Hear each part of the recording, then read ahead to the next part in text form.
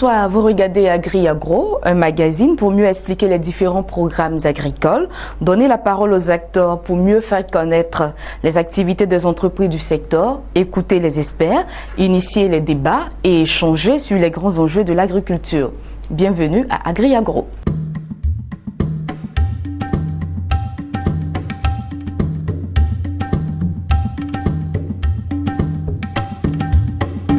Dans la rubrique L'invité de l'Agri, nous allons nous intéresser au secteur du vivrier, un secteur à fort potentiel qui souffre de financement.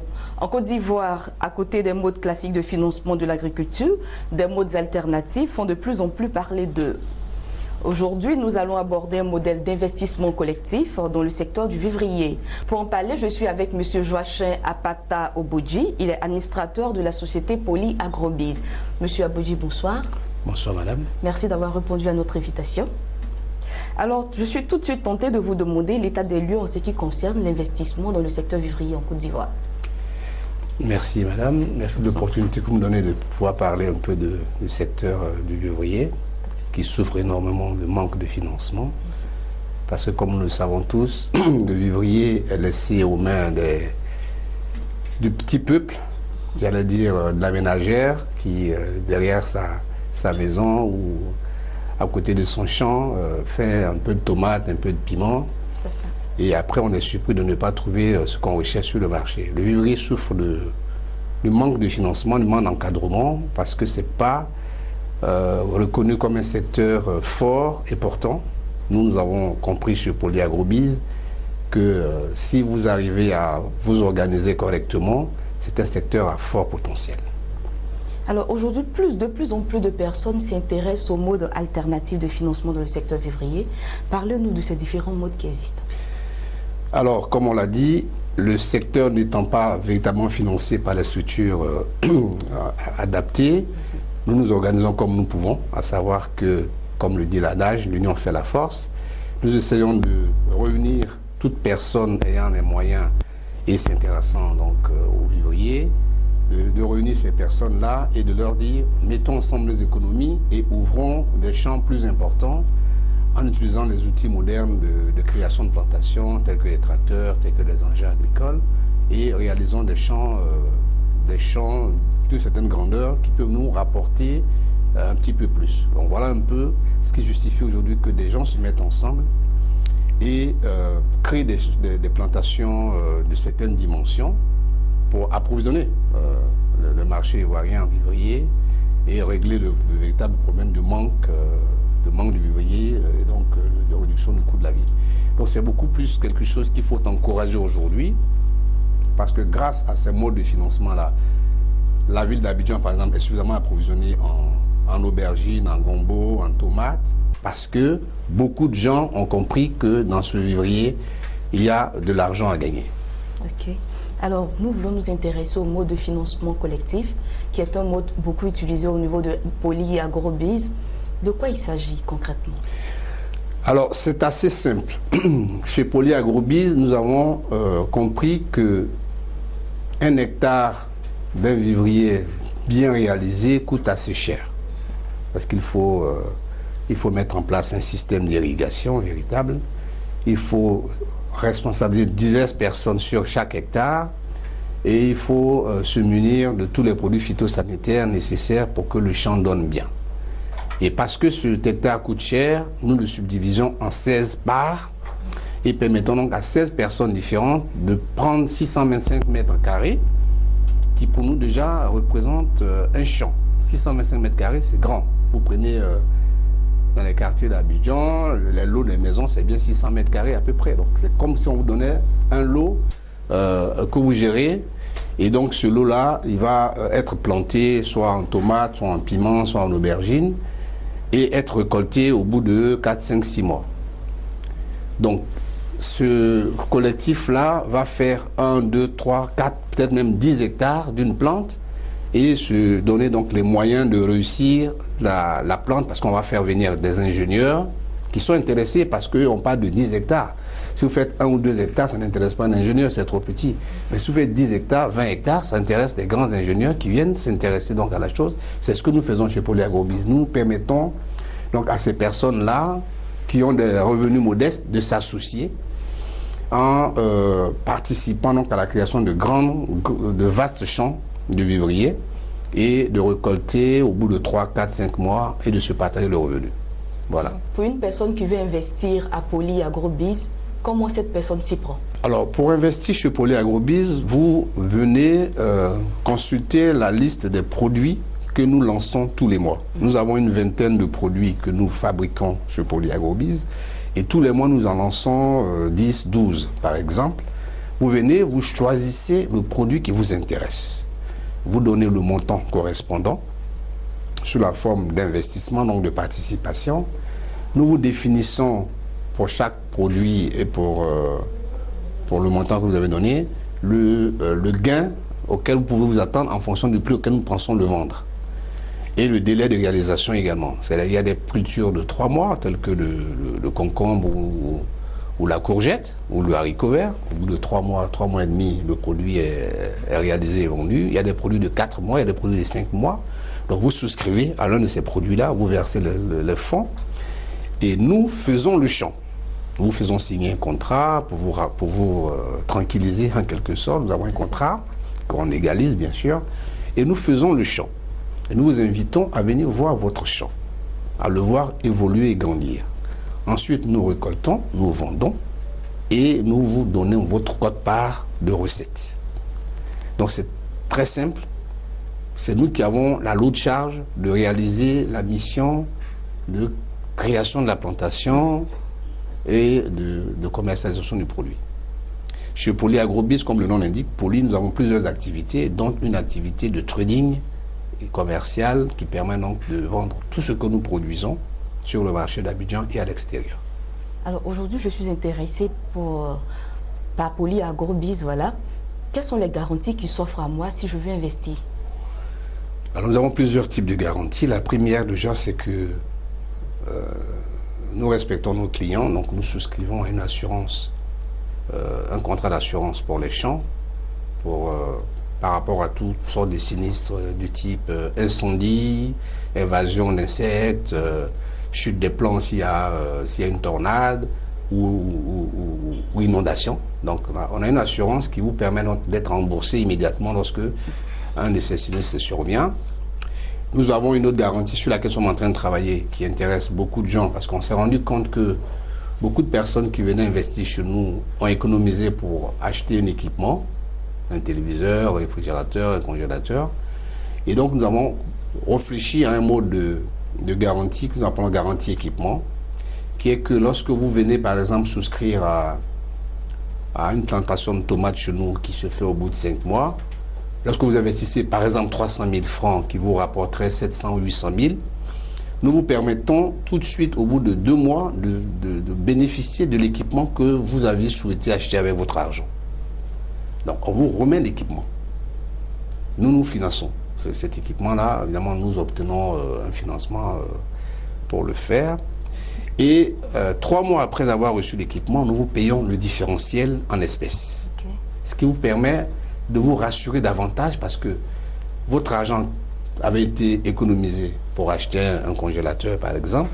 Au bout de 2 mois, pour un investissement qui normalement devait vous rapporter dans 5 mois, au bout de 2 mois, vous avez le congélateur. Okay. Donc, vous avez l'équipement que vous aviez souhaité avoir.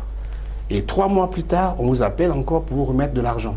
C'est incroyable, c'est un gain énorme parce que vous n'avez plus l'insomnie que vous auriez dû avoir pendant 5 mois, parce qu'au bout de 2 mois, vous avez déjà votre argent en matériel, et 3 mois après, on vous remet encore de l'argent. Donc c'est un modèle assez bien réfléchi que nous sommes en train de sonder auprès de la population et qui va démarrer au début 2017.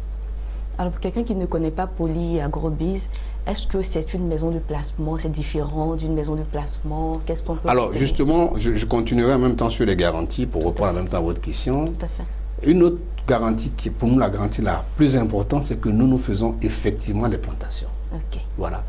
On n'est pas une maison de placement, on est une maison de réalisation de plantation. On est des prestataires agricoles. Nous prenons votre argent pour faire un champ et nous vous invitons à venir voir le champ. Donc on ne peut pas être une maison de placement et faire en même temps les champs. Les champs, ça coûte cher, donc il faut bien financer ces champs-là.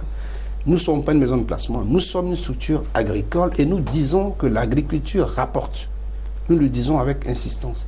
L'agriculture vivrière rapporte pour qui sait le faire. Parce que si vous n'irriguez pas votre champ, vous n'aurez pas les rendements attendus. La tomate non irriguée rapporte 12 à 15 tonnes. Elle est irriguée et passe à 40 tonnes. Et si vous avez un système goutte à goutte comme celui que nous employons chez Polyagrobis, vous pouvez monter jusqu'à 60 tonnes. Alors imaginez celui qui a 12 tonnes, celui qui a 60 tonnes. Le différentiel est énorme quand vous vendez par exemple vos tomates à 500 francs. Tout à fait. Exactement. Alors Monsieur Obodji, quel est votre mot de fin? Alors je dirais simplement que c'est vrai que les gens se plaignent qu'il y a beaucoup de maisons qui font dans l'agriculture aujourd'hui. Remarquez que c'est quand c'est bon que beaucoup de gens s'engagent. Tout à fait. Donc c'est pas mauvais qu'il y ait beaucoup de structures dans le domaine agricole. C'est vrai, il peut peut-être subsister des brebis galeuses au milieu de nous. Nous n'en sommes pas une, nous n'avons pas peur de ce que nous faisons parce que nous savons le faire. Nous avons des techniciens, nous avons des ingénieurs, nous avons des équipes qui travaillent au quotidien chez Polyagrobis. Donc ces gens ont bel et bien une activité. Okay? Ce que je veux dire, c'est que nous sommes aujourd'hui en train d'aider la population ivoirienne déjà par les revenus énormes que nous allons distribuer. Je suis économiste et je dis que quand vous avez votre revenu, vous avez deux destinations. La destination première, c'est la consommation et après, c'est l'épargne. Vous avez des revenus tellement petits en Côte d'Ivoire que vous n'avez pas d'épargne. Donc nous permettons aux gens de multiplier le peu d'épargne qu'ils ont pour pouvoir accroître la consommation. Et vous allez voir qu'on va dans un pays où la consommation va tellement augmenter que le PIB va croître. Parce que des gens qui n'avaient pas la capacité d'acheter un téléviseur vont pouvoir désormais en avoir. Ceux qui n'avaient pas la capacité d'avoir un réfrigérateur vont en avoir désormais. Parce qu'ils ont suffisamment de revenus. Et ils vont accroître leur consommation. On n'est pas des pays d'épargnants.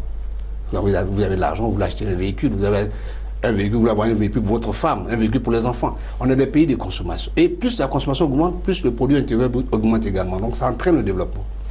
Vous êtes surpris que le vivrier va permettre le développement de ce pays, contrairement à ce qu'on croit, ce n'est pas l'IVA, ce n'est pas le café cacao, c'est la culture auquel on n'a pas fait attention, qui vont booster l'économie. Moi, je suis en train de travailler avec mon équipe bien sûr, sur des produits qu'on ne pensait pas qu'ils pousseraient en Côte d'Ivoire. La betterave,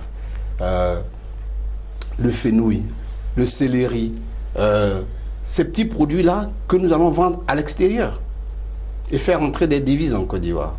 Donc, j'ai confiance, je suis bien heureux d'être là et vous dire que ce pays va se développer grâce à l'agriculture. Comme l'a dit Oufouette Boigny, nous allons mettre en place cette théorie-là. Elle va marcher. Merci, M. Obodji. Merci d'avoir répondu à notre invitation. Merci. Merci à Business 24. Allez, chers téléspectateurs, merci. Voilà, c'est ici que je referme cette rubrique. Je vous retrouve tout à l'heure pour une nouvelle page.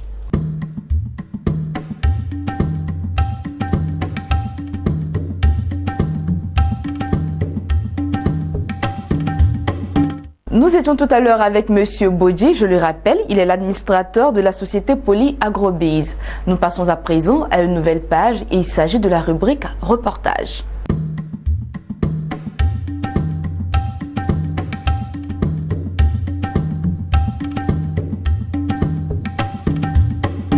Depuis le 1er octobre, le gouvernement ivoirien et le Conseil du café cacao ont officiellement ouvert la campagne 2016-2017 de la commercialisation du cacao. 2 mois après, comment se déroulent les activités sur le terrain? Nous allons nous intéresser à la région du Guémon, c'est dans l'ouest de la Côte d'Ivoire. Pour en parler, nous recevons sur notre plateau M. Théodore Kanga. Il est le correspondant de Business 24 dans le district des montagnes. Bonsoir M. Théodore. Bonsoir. Merci d'avoir répondu à notre invitation. C'est moi qui vous remercie. Et comment va le district des montagnes? Le district des montagnes se porte très bien, je pourrais dire. Dieu merci. Le district des montagnes qui est composé des régions du Guémon, tout à fait, le Cavali et le Tompi, voilà, le Bafing se porte très bien. Merci. C'est un plaisir pour nous de vous recevoir ce jour. Merci. Je vous en prie. Alors, avant que nous n'échangeons sur la question, suivons cet élément que vous nous proposez qui montre les activités du café et cacao dans cette région. Suspendre les activités économiques liées au café et au cacao dans le Gor si rien n'est fait, voici la menace des producteurs de Gagnoua, membres du collectif des sociétés coopératives, acheteurs et pisteurs de la région. Il s'agit pour eux de dire leur ras-le-bol face à l'insécurité grandissante sur les routes commerciales. C'est donc un cri de cœur que nous adressons au chef de l'État, au ministre de la Défense, au commandant supérieur de la gendarmerie, pour que des mesures soient prises pour Gagnoua. Sinon, c'est la mort programmée pour notre activité économique.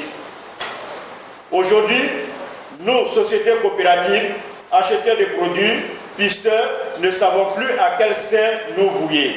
Il est impossible de travailler car dès que vous avez l'argent, vous êtes visité par les malfrats. Invitons instamment le gouvernement à se pencher sérieusement sur la situation sécuritaire de notre localité. Nous avons un seul opérateur qui a perdu au total 118 millions en espace de 2 mois. Le PCA de coopérative Nataba de Djegounefla.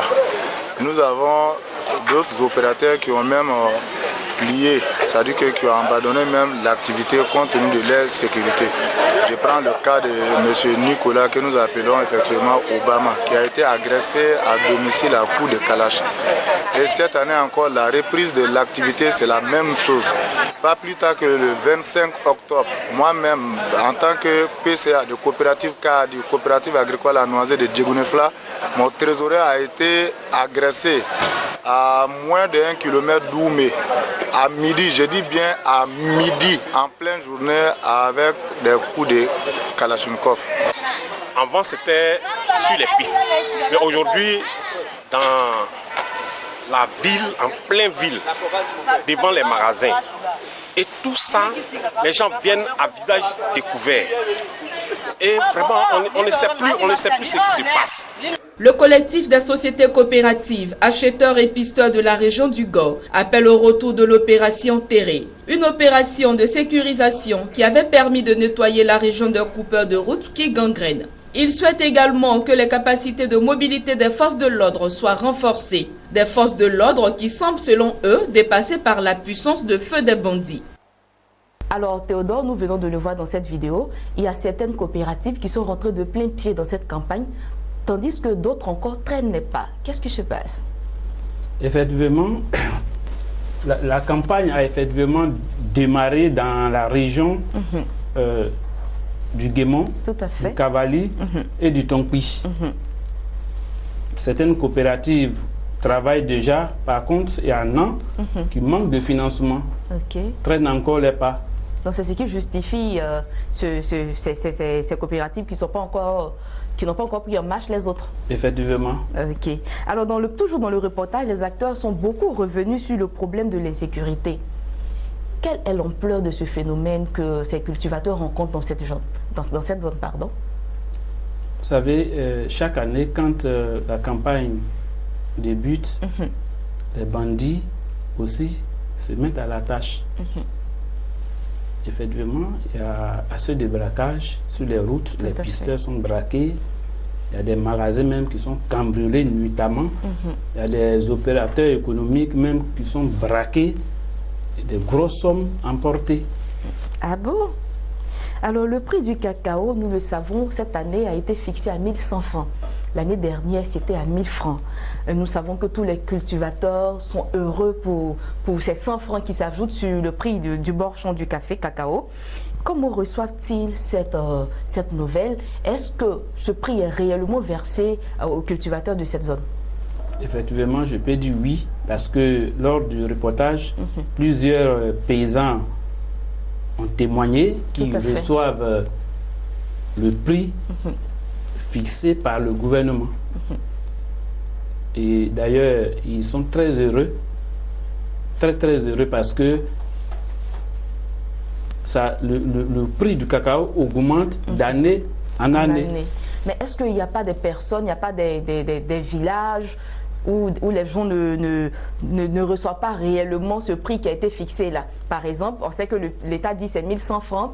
Est-ce qu'il n'y a pas des gens qui le font peut-être à 900 francs, pardon, pas 900 francs, à 1200 ou bien 900, 800? Bon, ce que je sais, c'est qu'au niveau du district des montagnes, il y a le conseil du café cacao qui est présent. Ils ont beaucoup d'argent qui sillonnent les villages, les campements, pour voir si effectivement le prix fixé par le gouvernement est respecté. Qu'on ne bûche pas les agriculteurs. Effectivement. Ok. Alors Théodore Kanga, vraiment c'est un plaisir pour moi de te recevoir sur ce plateau. Je le rappelle, vous êtes notre correspondant au niveau du district des montagnes, voilà, qui regroupe, vous avez tout à l'heure, qui regroupe les régions du Guémon, du Cavali, du Tonkou et du Bafing. Ok, alors chers collègues, vraiment merci pour ton intervention. C'était un réel plaisir pour nous et vous direz notre bonjour, voilà, dans cette région-là. Oui, merci je voudrais aussi dire merci aux téléspectateurs, aux populations du district des montagnes. Tout à fait. Et leur dire que toutefois qu'ils voudront des reportages, qu'ils peuvent s'adresser à Business 24. Le correspondant de Business 24 est installé à Djoukoué. Ok. Voilà, ville Carrefour. Ok. D'où ils peuvent appeler au numéro suivant. 07 70 94 98 au 40 00 69 57. Vous pouvez reprendre le numéro pour ceux qui n'ont pas bien saisi. Ils peuvent appeler le correspondant dans le district des montagnes au 07 70 94 98 ou au 40 00 69 57.